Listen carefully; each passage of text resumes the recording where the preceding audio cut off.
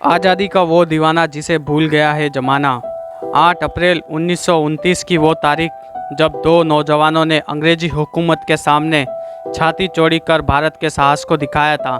इस दिन शहीद आजम भगत सिंह और उनके साथी बटुकेश्वर दत्त ने सेंट्रल असेंबली में बम फेंका था। पूरी असेंबली में हड़कंप मच गया था, लेकिन ये दोनों नहीं रुके। बम के बाद कागज फेंके जिस पर असेंबली में बम फेंकने की वजह लिखी हुई थी। दोनों वहां से भागे नहीं बल्कि आत्मसमर्पण किया। असेंबली में बम फेंकने वाले भगत सिंह को तो फांसी की सजा हो गई, वहीं उनके साथी बटुकेश्वर दत्त का जीवन भी बेहद दर्द भरा रहा। आइए जानते हैं बटुकेश्वर दत्त से जुड़ी हुई कुछ खास बातें। अंग्रेज सरकार ने सेंट्रल असेंबली में 2 दमनकारी बिल पास कराए थे।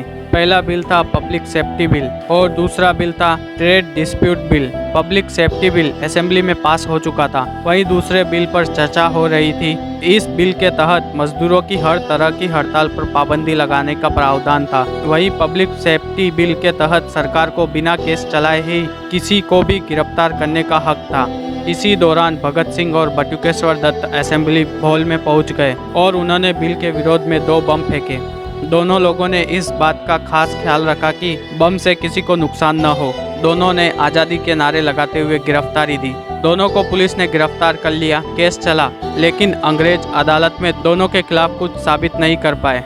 भगत सिंह ने अदालत में अपने ऊपर लगे आरोपों पर शानदार जवाब दिए। भगत सिंह और बटुकेश्वर दत्त के इस कदम से देश में अंग्रेजों के खिलाफ माहौल बना रहा। बटुकेश्वर दत्त और भगत सिंह के इस कदम से अंग्रेज सरकार बुरी तरह से हिल गई थी। युवाओं में आज़ादी की गूंज पनपी। बटुकेश्वर दत्त को उम्र कैद हुई, लेकिन भगत सिंह को लाहौर हत्याकांड के मामले में फांसी दे दी गई। अंग्रेजों ने बटुकेश्वर दत्त के जीवन को मुश्किल बनाने में कोई कसर नहीं छोड़ी।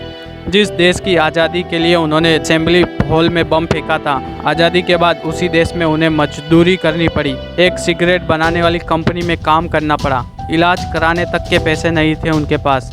बटुकेश्वर दत्त स्वामी विवेकानंद की कविता बागी से बहुत प्रेरित हुए थे और रामकृष्ण मिशन में जुड़ गए थे। बाद में उन्हें भगत सिंह का साथ मिला और फिर वो दोनों एक साथ आज़ादी के संग्राम में कूद पड़े। कहा जाता है बटुकेश्वर दत्त काफ़ी बीमार हो गए थे, लेकिन इतने बड़े क्रांतिकारी के पास अपना इलाज कराने तक के पैसे नहीं थे। जैसे तैसे जीवन गुजारा। अपने अंतिम दिनों में उन्होंने कहा कि मैंने सपने में भी नहीं सोचा था कि जिस दिल्ली में मैंने बम फेंका वहाँ एक अपाहिज की तरह स्ट्रेचर पर लादा जाऊंगा। साल 1956 में बटुकेश्वर दत्त अपने जीवन की आखिरी सांस गिन रहे थे। इस दौरान भगत सिंह की माँ विद्यावती देवी उनसे मिलने आई थी। उन्होंने बटुकेश्वर दत्त से कहा, एक बेटे को उन्होंने आज़ादी से पहले खो दिया और एक को उन्हें तब देखने के लिए आना पड़ा जब वो इतना बीमार है। यह कहकर भगत सिंह की मां की आंखों में आंसू आ गए। तब बिस्तर पर लेटे बटुकेश्वर ने अपनी अंतिम इच्छा बताते हुए कहा कि वो चाहते थे कि उनका अंतिम संस्कार पंजाब के उसी गाँव में किया जाए जहाँ उनके साथी भगत सिंह, राजगुरु, सुखदेव की समाधि है।